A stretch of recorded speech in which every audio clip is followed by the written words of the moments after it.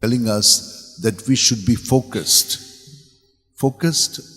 so that we can do that which Jesus wants to do through us. I have become all things to all men that I might save them. Yes, he says this, but in order, it is for the sake of the gospel that I may share in its blessings. So what does the Lord want to say through me to those whom he sends me to identify with them? And that's the reason why John the Brito, also Robert de Nobly, they came to the place, India, and identified with the culture of the people. Otherwise, they would find Christianity just planted from Europe into India. So they were foremost in adapting to the culture, and from the culture drawing them to Christ, so that they could understand their philosophy, their outlook, and from there get the clarity to know the truth which will set them free.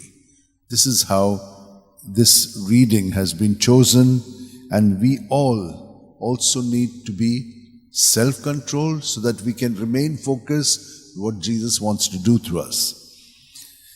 But the second reading is telling us that we all have to, in this self-control, we have to die to ourselves.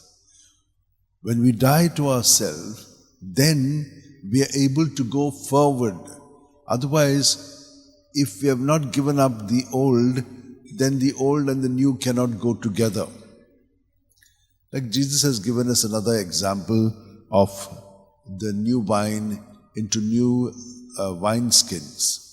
So we need to have that change in order to be able to get into the new way.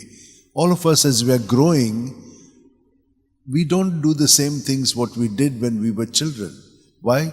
There's a lot of maturity that has come into our life.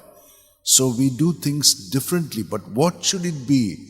Not just follow our own path, but follow the path of Jesus, who is directing us in our thoughts, words, and deeds through his word. So let us pray that we will also be open to listen to him, to be able to follow him, and to be transformed and become more conformed to him. Let's join our hands together and ask St Francis Xavier, St John the Brito, and all the saints to intercede for us, that we may be focused on Jesus who is dwelling in us, that when he touches us, we may be transformed, reformed, and conformed to him. Amen.